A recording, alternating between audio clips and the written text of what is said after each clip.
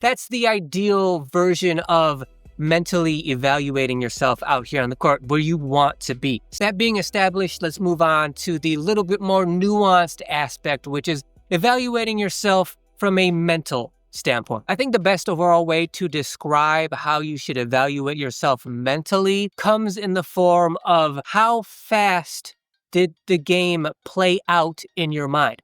How fast was your perception of the game? So if you want, you can think of it in sort of two extremes, right? The one extreme being the game was going so fast, it was so chaotic, there was so much movement and speed and complication that you couldn't keep up with it. It's like you always felt behind. The game was moving faster than you could keep up with in your mind. The other extreme being like the game's moving so slowly, you can see what's happening, you can tell what's going to happen next, you're kind of bored waiting for the game to play itself out.